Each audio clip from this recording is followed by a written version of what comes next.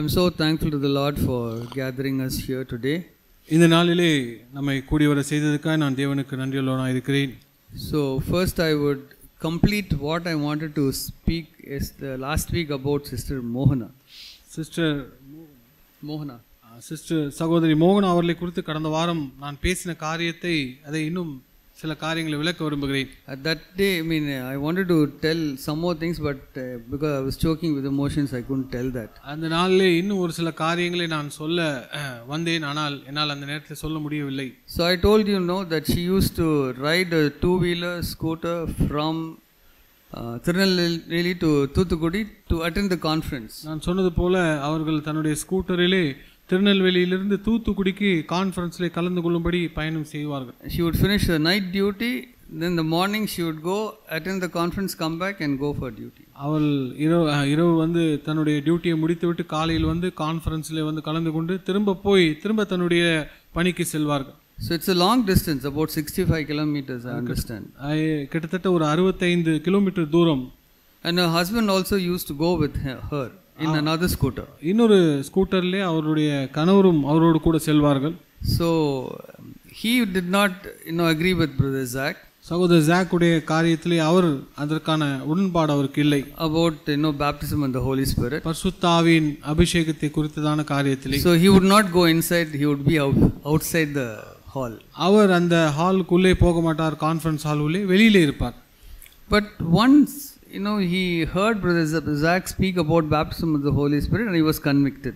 So ஒரு முறை அவர் சகோதரர் ஜாக் அவர் பரிசுத்த ஆவியின் அபிஷேகத்தை குறித்து பேசினதிலே அவர் உணர்த்தி வைக்கப்பட்டார். So then he slowly started attending our church. அதுக்கு பிறகு மெல்ல மெல்ல அவர் சபையிலே கலந்து கொள்ள ஆரம்பித்தார். And now he is a facilitator in the Tirunelveli church. இந்த திருநெல்வேலி சிஎஃப்சி சபையிலே அவர் ஒரு உதவியாளராக இருக்கிறார் இப்பொழுது. So I could see how the Lord honored the persistence, perseverance, faith of Sister Mohana. நான் இந்த காரியத்தை பார்க்க முடிகிற சகோதரி மோகனா அவர்களுடைய பொறுமையையும் அவருடைய விசுவாசத்தையும் தேவன் எவ்வளவாய் கனம் செய்தார் என்பதை. Yeah, so that's an encouragement for us to follow that example. அந்த ஒரு முன் உதாரணத்தை பின்பற்றுவதற்கு அது நமக்கு ஒரு உற்சாகமாய் இருக்கிறது.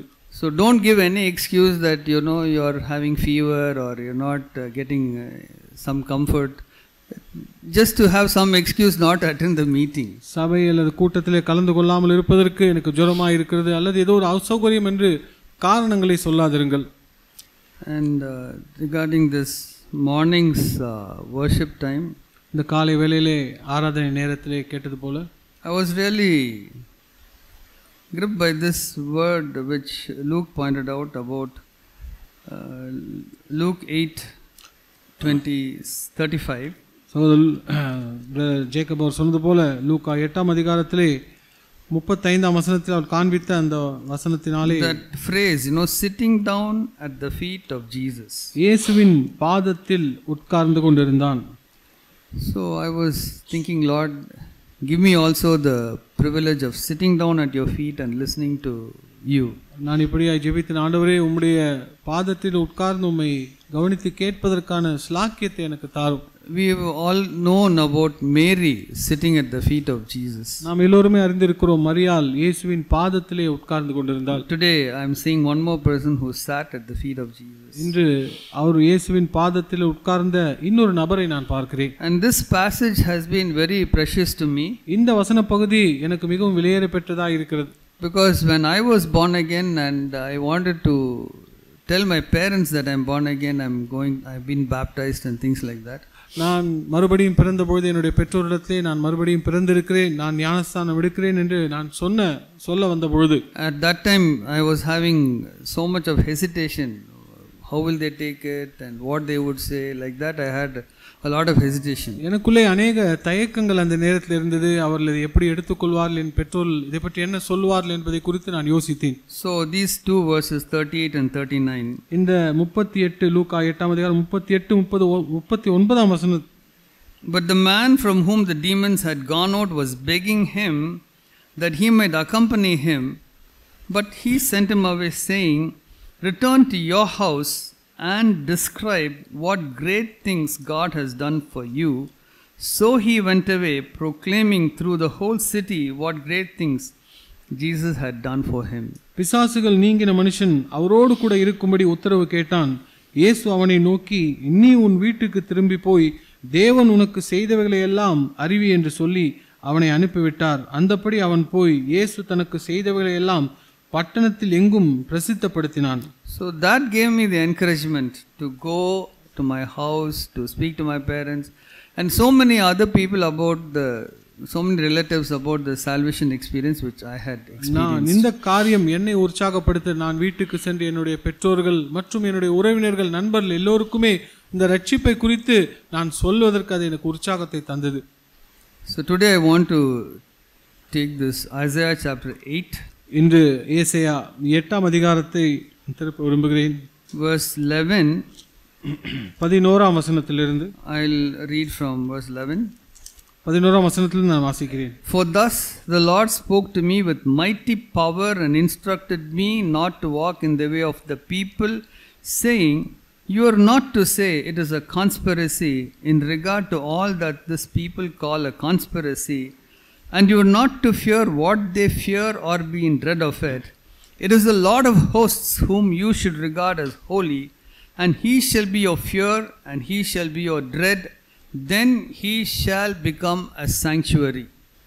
கர்த்தருடைய கரம் என்மேல் அமர்ந்து அவர் என்னுடனே பேசி, நான் இந்த ஜனத்தின் வழியிலே நடவாதபடி எனக்கு புத்தி சொல்ல விளம்பினதாவது, இந்த ஜனங்கள் கட்டுப்பாடு என்று சொல்கிறதெல்லாம் நீங்கள் கட்டுப்பாடு என்று சொல்லாமலும் அவர்கள் பயப்படுகிற பயத்தின்படி நீங்கள் பயப்படாமலும் கலங்காமலும் சேனைகளின் கர்த்தரையே பரிசுத்தம் பண்ணுங்கள், அவரே உங்கள் பயமும் அவரே உங்கள் அச்சமுமாயிருப்பாராக.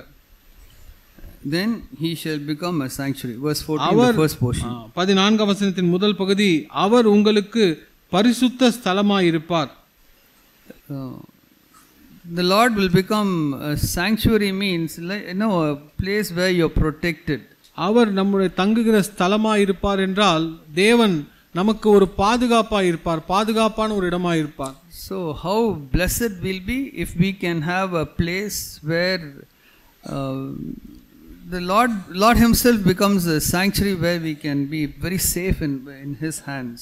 தேவனே தங்குகிற ஒரு ஸ்தலமாய் பாதுகாப்பான ஒரு ஸ்தலமாய் இருப்பது எவ்வளவு ஒரு பாதுகாப்பான எவ்வளவு பெரிய ஸ்லாக்கியமாய் இருக்கிறது. So what is it that we have to do? நாம் அதற்கு என்ன செய்ய வேண்டும்? The Lord of hosts whom you should regard as holy. Our verse 13. 13 சேனைகளின் கர்த்தரையே பரிசுத்தம் பண்ணுங்கள். And he shall be your fear. அவரே உங்கள் பயமும். And he shall be your dread. அவரே உங்கள் அச்சமுமாய் இருப்பாராக. So this is what we should do. We should treat the Lord as holy in our lives. நம்முடைய இருதயத்திலே தேவனை பரிசுத்தமாய் நாம் வாழ்க்கை வைத்துக் கொள்ள வேண்டும். And we should have that holy reverent fear for the Lord. தேவனுக்கென்று அந்த பயபக்தியுள்ள பயம் நம்மிடத்தில் காணப்பட வேண்டும். Then he will become a sanctuary for us where we can go and dwell. அப்பொழுது அவர் நாம் தங்குகிற ஒரு பரிசுத்த ஸ்தலமாய் அவர் நமக்கு இருப்பார். So like we've heard of bird sanctuaries like Vedantangal where all the birds come there, they are very much protected, nobody can shoot them. நாம சில இடங்களில் பார்க்கிறோம் வேடந்தாங்கல் போன்ற பறவைகள் சரணாலயம் என்று சொல்வார்கள். அங்கு அவைகள் பாதுகாப்பாக இருக்கும், யாராலும் எந்த விதமான தீங்கும் அவைகளுக்கு நேரிடாது. So if you will consider the Lord as holy and if you fear him and you reverence him, then he will become that kind of a sanctuary for you. நீங்கள் தேவனை பரிசுத்தமாய் நீங்கள் அவரை பார்த்து அவருக்கு பயப்படுகிற பயமும் அச்சமும் பயபக்தியும் உங்களுக்கு இருக்கும் என்றால் நீங்கள் அவர் தங்குகிற ஒரு பரிசுத்த ஸ்தலமாய் இருப்பீர்கள். So for that he says don't walk in the way of this people. அதற்கு அவர் சொல்லுகிறார், இந்த ஜனங்கள் போகிற அந்த வழியிலே நீங்கள் நடக்க வேண்டாம். So look around you, don't walk in the way of those people. உங்களை சுற்றி இருக்கிற ஜனங்களை பாருங்கள், அவர்கள் போகிற அந்த பாதையிலே நீங்கள் போக வேண்டாம். You are not to say it is a conspiracy in regard to all that these people call a conspiracy, and you are not to fear what they fear or be in dread of it. இந்த ஜனங்கள் கட்டுப்பாடு என்று சொல்கிறதெல்லாம் நீங்கள் கட்டுப்பாடு என்று சொல்லாமலும் அவர்கள் பயப்படுகிற பயத்தின்படி நீங்கள் பயப்படாமலும் கலங்காமலும் இருங்கள். So between the husband and the wife there can be thoughts like this man is planning or scheming like this to harm me. கணவன் மனைவிக்கு நடுவிலே இப்படிப்பட்ட காரியங்கள் நேர முடியும். இவர்கள் எனக்கு தீங்கு இழைக்கும்படி திட்டமிட்டு கொண்டிருக்கிறார்கள் என்று யோசிக்க முடியும். So that word, கட்டுப்பாடு is, that kind of a scheme. அந்த கட்டுப்பாடு என்ற அந்த வார்த்தை தீமையாய் யோசிக்கிற ஒரு திட்டம் பண்ணுகிற ஒரு காரியம். I know relatives among themselves, this family is trying to do this scheme and harm me. இந்த உறவினர்கள் மத்தியில் எப்படிப்பட்ட காரியங்களை பேசிக்கொள்வார்கள், இந்த குடும்பத்தினர் எனக்கு விரோதமாக ஏதோ ஒரு தீமையான திட்டத்தை யோசிக்கிறார்கள் என்று. So don't call a conspiracy. Don't call it a conspiracy. அதை நீங்கள் ஒரு கட்டுப்பாடு என்று நீங்கள் சொல்ல வேண்டாம். Don't fear that. அதற்கு நீங்கள் பயப்பட வேண்டாம். And don't be in dread of it. அதை குறித்து நீங்கள் கலங்க வேண்டாம். If you are like that, verse 14, the second portion of that. அப்படி நீங்கள் இருப்பீர்கள் என்றால் 14ஆம் வசனத்தின் இரண்டாம் பகுதி. But to both the houses of Israel a stone to strike and a rock to stumble over and a snare and a trap for the inhabitants of Jerusalem. Many will stumble over them and they will fall and be broken. They will even be snared and caught. ஆகிலும் இஸ்ரவேலின் 2 கோத்திரங்களுக்கும் தடுக்கலின் கல்லும் இடர்தலின் கண்மலையும் எருசலேமின் குடிகளுக்கு சுருக்கும் கண்ணியுமாயிருப்பார். அவர்களில் அநேகர் இடறி விழுந்து நொறுங்கி சிக்குண்டு பிடிபடுவார்கள். So if you will have that fear that somebody is scheming against me and they are going to pull me down, that will happen according to your faith. உங்களுடைய வாழ்க்கையிலே எனக்கு விரோதமாக யாரோ திட்டமிட்டு எனக்கு தீமை இழைக்க அவர்கள் யோசிக்கிறார்கள் என்று நீங்கள் விசுவாசித்தீர்கள் என்றால் உங்கள் விசுவாசத்தின்படி அது அப்படியே நடக்கும். So in verse 16 onwards, 16ஆம் வசனத்திலிருந்து, bind up the testimony, seal the law among my disciples. சாட்சி ஆகமத்தை கட்டி என் சீஷருக்குள்ளே வேதத்தை முத்திரையிடு. So this is what we should delight in the word of the Lord. நாம் தேவனுடைய வார்த்தையிலே களி கூற வேண்டும். Yeah, that bind up the testimony, seal the law among my disciples. சாட்சி ஆகமத்தை கட்டி என் சீஷருக்குள்ளே வேதத்தை முத்திரையிடு. And I will wait for the Lord who is hiding his face from the house of Jacob. I will eagerly look for him. நானோ யாக்கோபின் குடும்பத்துக்கு தமது முகத்தை மறைக்கிற கர்த்தருக்காக காத்திருந்து அவருக்கே எதிர்பார்த்திருப்பேன். Today the face of the Lord is being hidden when you are looking at all the schemes of the people.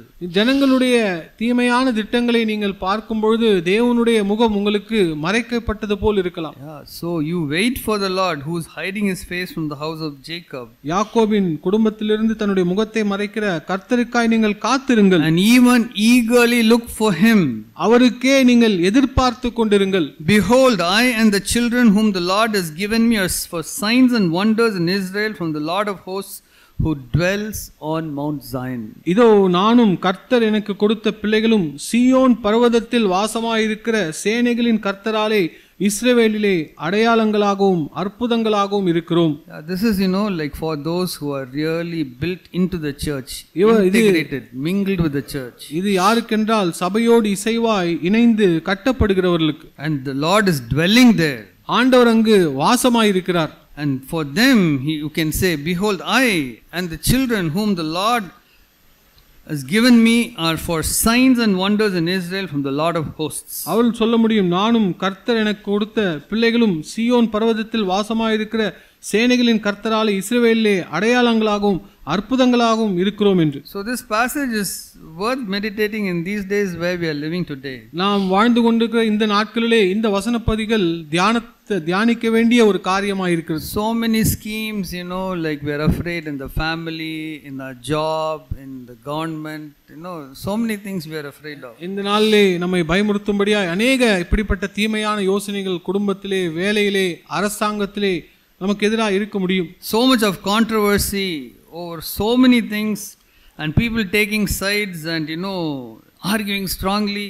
அநேக காரியங்களை குறித்து கருத்து வேறுபாடுகள், வாக்குவாதங்கள், ஜனங்கள் ஒரு பக்கமாய் ஒருவருக்காகவும் வேறு பக்கம் அவரை ஆதரித்து எதிர்த்து பேசக்கூடிய வாக்குவாதங்கள் நடந்து கொண்டிருக்கிற நாட்கள். Each side is saying, they are passing fake messages, these people are passing fake messages, both accusing each other like that. ஒவ்வொரு குழுவினரும் இவர்கள் பொய்யான தகவல்களை அவர்கள் பரப்புகிறார்கள். அதே போல அந்த எதிர்மறையானவர்களும் பொய்யான தகவல்களை பரப்புகிறார்கள் என்று ஒருவருக்கு ஒருவர் விரோதமாய் பேசிக் கொண்டிருக்கிற நாட்கள். And this is a conspiracy which they are doing. This is a conspiracy they are doing. So many conspiracy theories going around. இதனாலே இவர்கள் எங்களுக்கு விரோதமாய் திட்டம் தீட்டுகிறார்கள், இவர்கள் எங்களுக்கு விரோதமாய் யோசிக்கிறார்கள் என்று இப்படிப்பட்ட யோசனைகள், தீமையான யோசனைகளை குறித்து பேசிக் கொண்டிருக்கிற நாட்கள். Nowadays the newspapers, TV news, YouTube news, WhatsApp messages are all arguing back and forth on so many issues. இந்த நாட்களிலே டிவி நியூஸா இருக்கலாம், யூடியூபா இருக்கலாம், அல்லது நியூஸ் பேப்பரா இருக்கலாம்,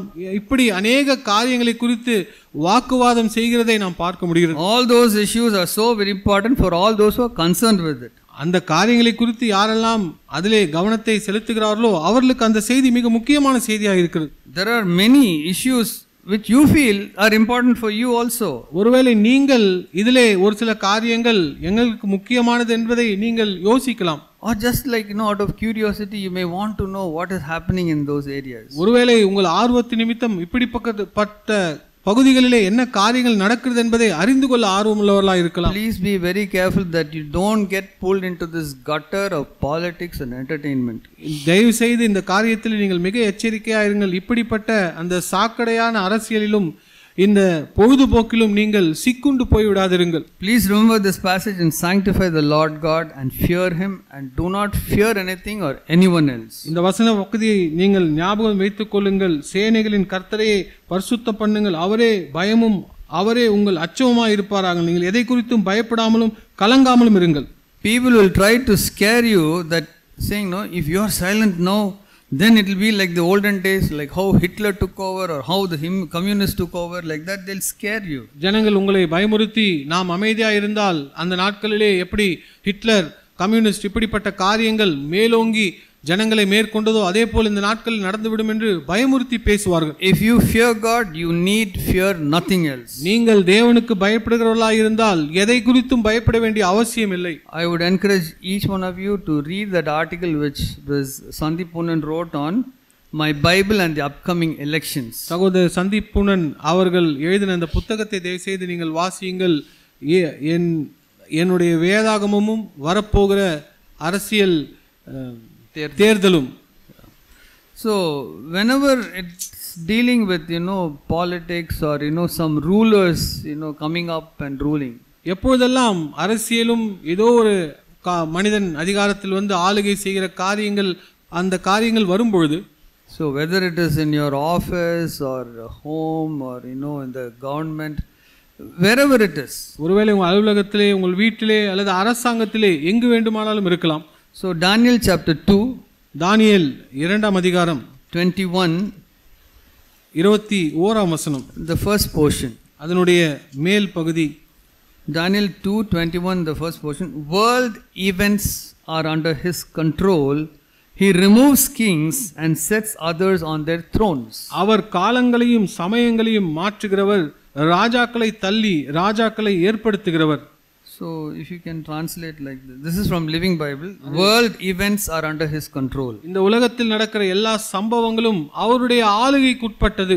Whether it is in your home or in the office or in the country. ஒருவேளை உங்களுடைய வீட்டில் இருக்கலாம், உங்கள் அலுவலகத்தில் இருக்கலாம், உங்களுடைய தேசத்தில் இருக்கலாம்.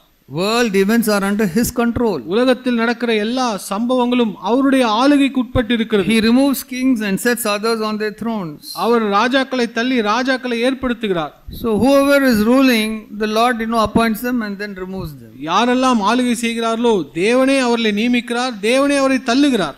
We may think it is some promotion or some election or some coup which is bringing up people and putting them in authority. நாம் இப்படி யோசிக்கலாம். ஒருவேளை ஜனங்கள் அப்படி அதிகாரத்திலே வருகிறவர்கள், ஒருவேளை அவர்களுக்கு எதிராக சில ஜனக்கூட்டங்கள் வருகிறதுனாலே, ஒரு தேர்தலினாலே அவர்கள் ஏற்படுத்தப்படுகிறார்கள் என்று நாம் யோசிக்க முடியும். Or just promotions in the office. அல்லது அலுவலகத்திலே நமக்கு கிடைக்கிற ப்ரமோஷனா இருக்கலாம். But this verse makes it clear that it is the Lord who appoints rulers and removes rulers, so that we need not fear all the schemes which are thought up. அதனால் இந்த வசனம் தெளிவாய் சொல்லுகிறது, ராஜாக்களை தள்ளி ராஜாக்களை ஏற்படுத்துகிற ஒரு தேவனாய் இருப்பதினாலே இப்படிப்பட்ட தீமையான திட்டங்களுக்கு நமக்கு எதிராக வருகிற காரியங்களை குறித்து நாம் பயப்பட வேண்டாம், யோசிக்க வேண்டாம். So while the election campaign is going on, this side will say this and that side will say that, and there will be so much of scare they will try to create. தேர்தல் நடக்கிற அந்த நாட்களிலே ஒரு குழுவினர் ஒரு விதமாய் பேசுவார்கள், இன்னொரு குழுவினர் இன்னொரு விதமாய் அவர்கள் பேசுவார்கள். அநேக ஜனங்களுக்குள்ளே ஒரு பயத்தை அது ஏற்படுத்தும்.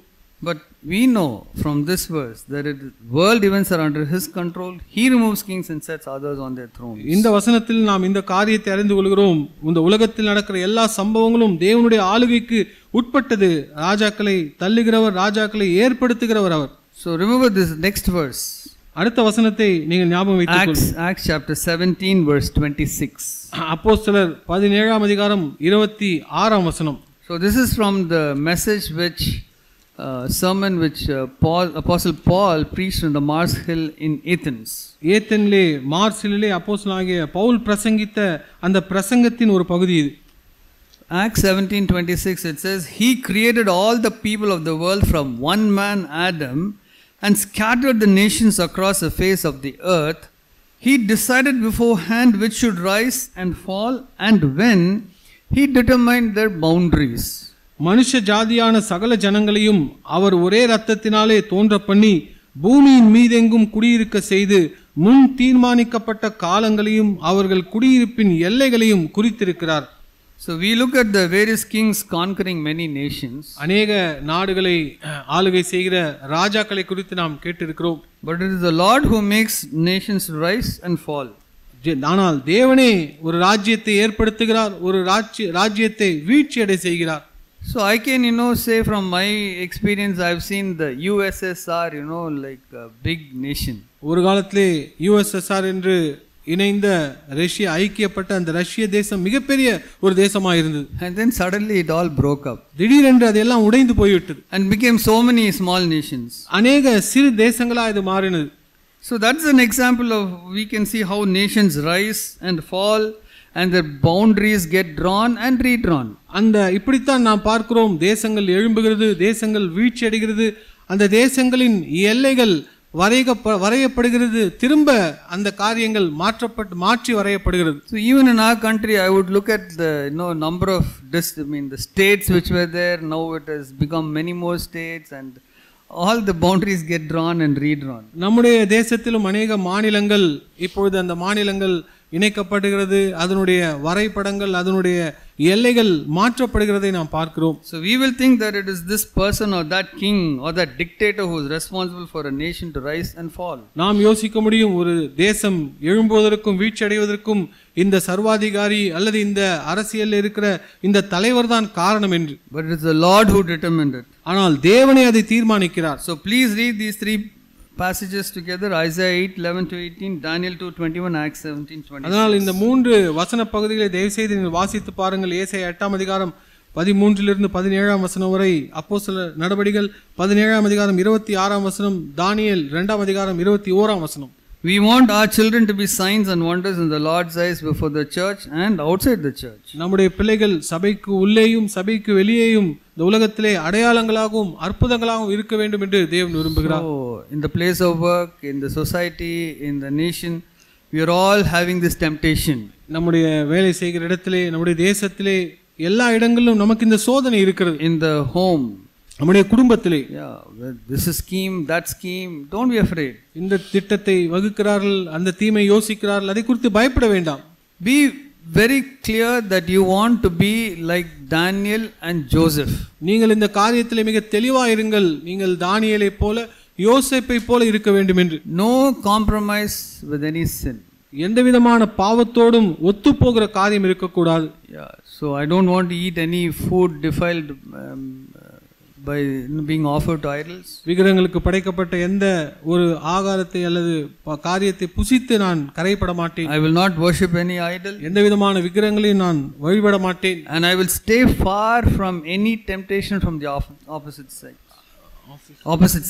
எதிர்மறையாய் இருக்கிற பாலினத்தாரத்திலிருந்து எல்லா விதமான சோதனையிலிருந்து நான் தூரமாய் விலகி இருப்பேன். Whatever responsibility you have been given, do it faithfully. உங்களுக்கு கொடுக்கப்பட்ட எப்படிப்பட்ட பொறுப்பாய் இருந்தாலும் அதை உண்மையோடு செய்யுங்கள். Whatever responsibility you have, take it faithfully. நீங்கள் உங்களுக்கு எந்த பொறுப்பு கொடுக்கப்பட்டாலும் அதை உண்மையோடு செய்யுங்கள். Fear God, தேவனுக்கு பயப்படுங்கள், make him holy, அவரை பரிசுத்தம் பண்ணுங்கள், don't fear anything.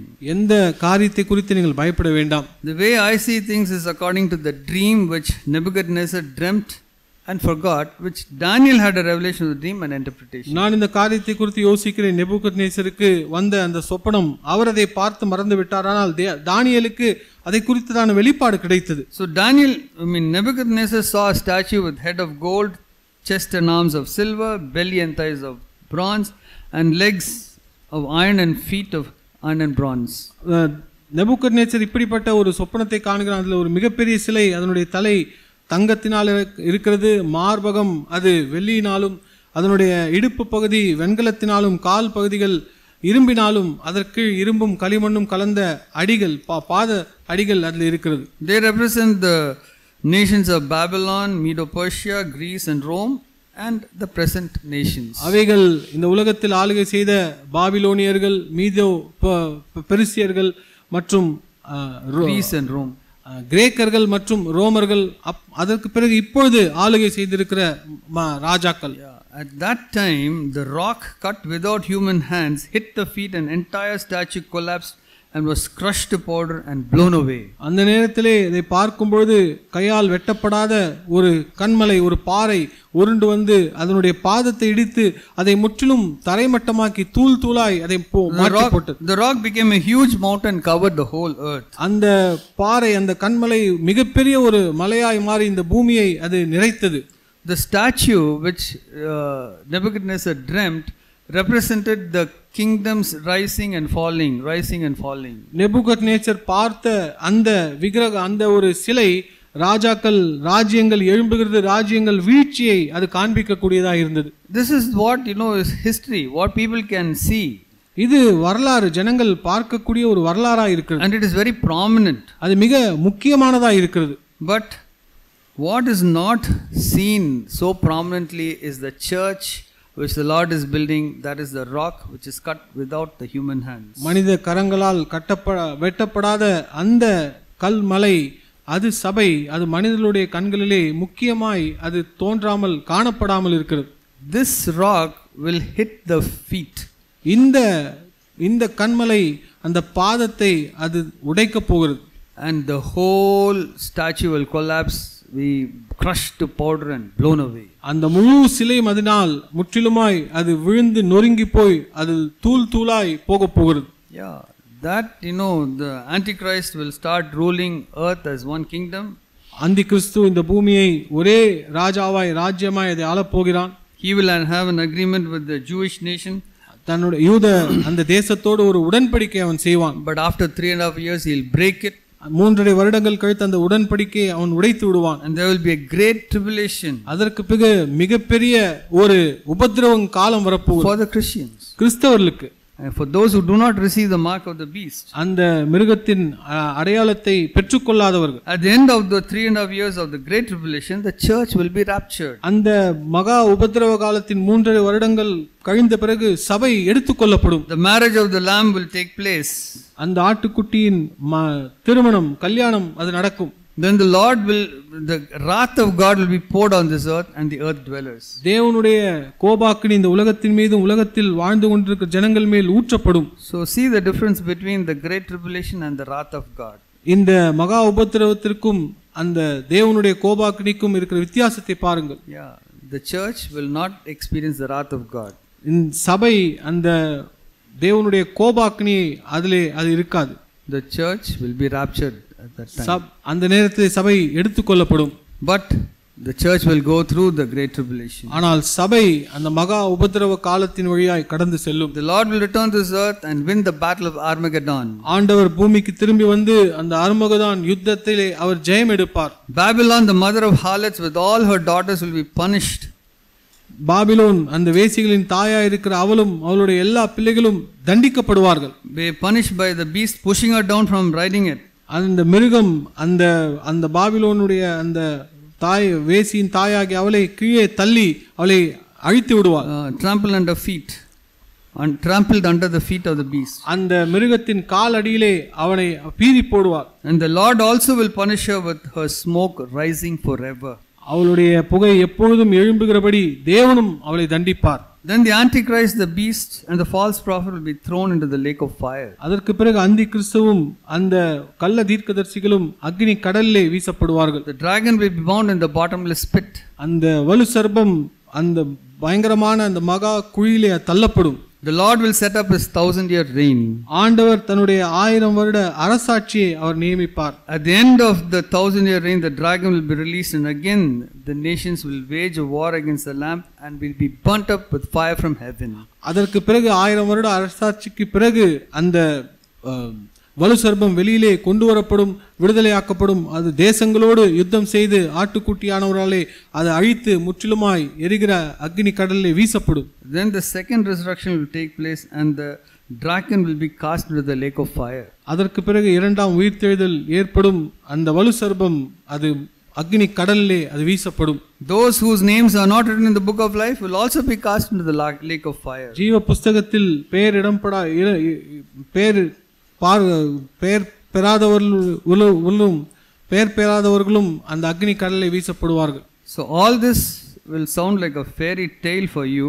இது எல்லாமே கேட்பதற்கு ஏதோ ஒரு கற்பனை கதை போல, குழந்தைகள் கதை போல இருக்கலாம். But for me this is the truth which I am waiting to be fulfilled. ஆனால் என்னுடைய வாழ்க்கையிலே நிறைவேறக்கூடிய அந்த சத்தியமாய் நான் அதை எதிர்பார்த்து கொண்டிருக்கிறேன். These are the days of the rock which is being cut without human hands. இது எந்த நாட்கள் என்றால் மனிதனுடைய கரத்தினாலே வெட்டப்படாத அந்த கன்மலையின் நாட்களாய் இருக்கிறது. The church is being formed in not so prominent manner. சபை இந்த நாளிலே மிக முக்கியமான ஒரு காரியமாய் அது பார்க்கப்படுவதில்லை. But it is visible for those who are looking for the Lord and his return. ஆண்டவரையும் அவருடைய வருகையும் எதிர்பார்த்து கொண்டிருக்கிறவர்களுக்கு இது மிக தெளிவாய் தீர்க்கமாய் காணப்படுகிறது. Just picture this in your mind that prominently the nations of the world rise and fall, boundaries are being drawn and redrawn, kings are being appointed, kings are being pulled down. இந்த காரியங்கள் மிக முக்கியமாய் நமக்கு காணப்படுகிறது. தேசங்கள் எழும்புகிறது, தேசங்கள் வீழ்ச்சி அடைகிறது, ராஜாக்கள் நியமிக்கப்படுகிறார்கள், ராஜாக்கள் தள்ளப்படுகிறார்கள், தேசங்களுடைய வரைபடங்கள் திரும்ப மாற்றி எழுதப்படுகிறது. But the church, the kingdom of God is also built, but not so, visible manner. சபையாகிய தேவனுடைய ராஜ்யமும் கட்டப்படுகிறது, ஆனால் அது மிக தெளிவாய் பார்க்கும்படியாய் அது கட்டப்படுவதில்லை. Babylon, the mother of harlots, and her daughters, they are also being quite prominently working with the kings of the earth. இந்த பூமியின் ராஜாக்களோடு அந்த வேசிகளின் தாயாகிய பாபிலோனும் அவருடைய பிள்ளைகளும் சேர்ந்து பணி செய்து கொண்டிருக்கிறார். So many denominations want to have some portion of the political power. இந்த அநேக ஸ்தாபனங்கள் அரசியலுடைய அந்த வலிமை, அரசியலுடைய செல்வாக்கை பெற்றுக்கொள்ள பிரயாசப்பட்டு கொண்டிருக்கிறார். They also say that we have votes, we have power. அவர்களும் சொல்லுகிறார்கள், எங்களுக்கும் அந்த ஓட்டு இருக்கிறது, எங்களுக்கும் அந்த அதற்கான பலன் இருக்கிறது. But the church of the Lord Jesus Christ is being built and will one day be raptured. ஆனால் ஆண்டவராகிய இயேசு கிறிஸ்துவின் சபை கட்டப்படும், அது எடுத்துக்கொள்ளப்படும் ஒரு நாள். And return to the earth to rule along with the Lord for 1,000 years. அது திரும்ப பூமிக்கு வரும், ஆண்டவராகிய இயேசுவோடு 1000 வருடம் அது அரசாட்சி ஆளுகை செய்யும். Babylon, the mother of harlots, and her daughters will be destroyed. பாபிலோனும் வேசிகளின் தாயாகிய அவருடைய பிள்ளைகளும் முழுமையாய் அவைகள் அழிக்கப்படுவார்கள். What is the meaning of this word harlot? இந்த வேசி என்ற அந்த வார்த்தையின் அர்த்தம் என்ன? Those who want to follow Christ and who want to enjoy the world. இயேசு கிறிஸ்துவையும் பின்பற்ற விரும்புகிறவர்கள், உலகத்தையும் அனுபவிக்க விரும்புகிறவர்கள். Their heart is split between God and the world. உலகத்திற்கும் தேவனுக்கும் இடையிலே அவர்களுடைய இருதயம் பிரிக்கப்பட்டிருக்கிறது. So they will be destroyed. அவர்கள் அழிக்கப்படுவார்கள். And one more thing to remember is that Nebuchadnezzar saw a statue in his dream, statue of a man in his dream. நெபுகத்நேச்சர் அந்த சிலையாகிய ஒரு மனிதனை அவர் சொப்பனத்திலே காண்கிறார். But the very same dream was given to Daniel about the kingdoms rising and kingdoms falling. அதே காரியம் தானியேலுக்கு ராஜ்யங்கள் எழும்புகிறதும் ராஜ்யங்கள் வீழ்ச்சி அடைகிறதுமான தரிசனத்தை தானியேல் பெறுகிறார். But they were all beasts. ஆனால் இவைகள் எல்லாம் மிருகங்களாய் இருக்கிறது. Different types of beasts. வித்தியாசமான மிருகங்கள். So when we vote in elections, we are voting for one beast or another beast. So தேர்தலிலே நாம் ஓட்டிடும் பொழுது ஒன்று ஒரு விதமான மிருகத்திற்கோ அல்லது வேறு விதமான மிருகங்களுக்கு நாம் நம்முடைய ஓட்டுகளை நாம் கொடுக்கிறோம். So let us not get taken up with highly appreciating the cleverness of their schemes. அந்த இப்படிப்பட்ட ஓட்டை பெறுகிறவர்களுடைய அந்த தலைவர்களுடைய புத்திசாலித்தனத்தை நாம் பெரிதாய் அதை மிகப்படுத்தி பாராட்ட வேண்டாம். Or even appreciate their humility and their honesty. அவர்களுடைய தாழ்மை அவர்களுடைய நேர்மையை குறித்து நாம் அதிலே மெச்சிக்கொள்ள வேண்டாம். They are beasts. அவர்கள் எல்லாமே மிருகங்கள். They are all sinners just like us. நம்மைப் போல அவர்களும் பாவிகள். We can see how people who were praised 50 years ago are getting criticized now. நாம் பார்க்கிறோம் 50 வருடத்துக்கு முன்பாய் பெருமையாய் பேசப்பட்ட மனிதர்கள் இன்று குறை கூறப்படுகிறார்கள். They rise and they fall. அவர்கள் எழும்புகிறார்கள், அவர்கள் வீழ்ச்சி அடைகிறார்கள். So we don't want to appreciate or criticize. நாம் யாரையுமே மெச்சிக்கொள்ளவும் வேண்டாம், யாரையும் குறை சொல்லவும் வேண்டாம். Yeah. So how should we conduct ourselves in these days? இப்படிப்பட்ட நாட்களிலே நாம் எப்படி நடந்து கொள்ள வேண்டும்? I'll give two passages. 1 Peter chapter 2, 1 பேதுரு 2ஆம் அதிகாரம் verse 13 to 17. 13 17ஆம் வசனம் வரை. 1 Peter 2:13. Submit yourselves for the Lord's sake to every human institution, whether to a king as the one in authority or to governors as sent by him for the punishment of evildoers and the praise for those who do right. நீங்கள் மனுஷருடைய கட்டளைகள் யாவற்றிற்கும் கர்த்தர் நிமித்தம் கீழ்ப்படியுங்கள். மேலான அதிகாரமுள்ள ராஜாக்களானாலும் சரி, தீமை செய்கிறவர்களுக்கு ஆக்னியும் நன்மையும் செய்கிறவர்களுக்கு புகழ்ச்சியும் உண்டாகும்படி அவனால் அனுப்பப்பட்ட அதிகாரிகளுக்கானாலும் சரி கீழ்ப்படியுங்கள். For such is the will of God, that by doing right you may silence the ignorance of foolish men.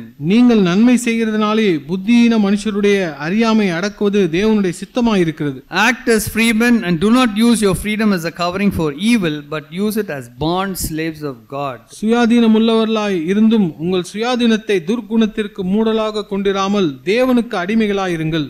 Honor all people, love the brotherhood, fear God, honor the king. எல்லோரையும் கனம் பண்ணுங்கள், சகோதரரிடத்தில் அன்பு கூறுங்கள், தேவனுக்கு பயந்திருங்கள், ராஜாவை கனம் பண்ணுங்கள். So here we hear so much of criticism about the government. இந்த நாளில் அநேகர் அரசாங்கத்தை குறித்து அதிகமான குறை சொல்கிறவர்களாக இருக்கிறார்கள். And there are so many people who keep on talking good about them.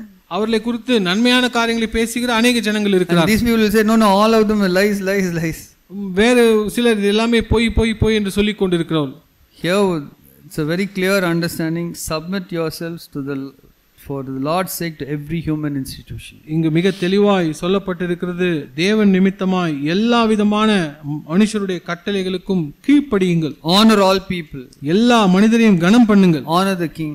ராஜாவை கனம் பண்ணுங்கள். So don't get involved in all these discussions in your home or office or in the society. வீட்டிலோ அலுவலகத்திலோ சமுதாயத்திலோ இப்படிப்பட்ட இந்த காரியங்களிலே அந்த பேச்சிலே நீங்கள் அதிலே கலந்து கொள்ள ஈர்க்கப்பட வேண்டாம்.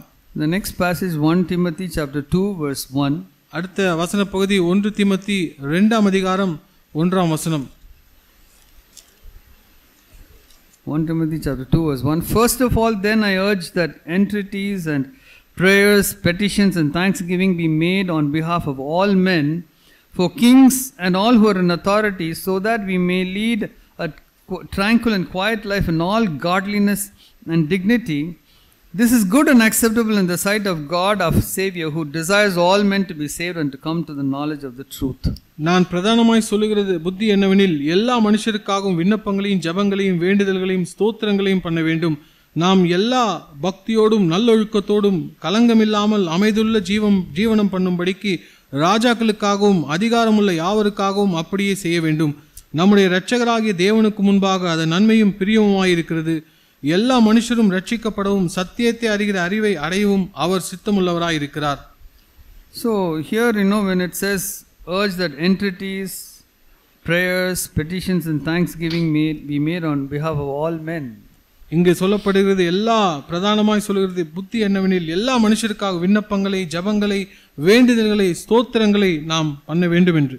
It means we honor all men. இதனுடைய அர்த்தம் எல்லா ஜனங்களையும் நாம் கனப்படுத்துகிறோம். We don't despise or we don't look down on anyone. நாம் யாரையும் அசட்டை செய்வதில்லை, யாரையும் அற்பமாய் பார்ப்பதில்லை.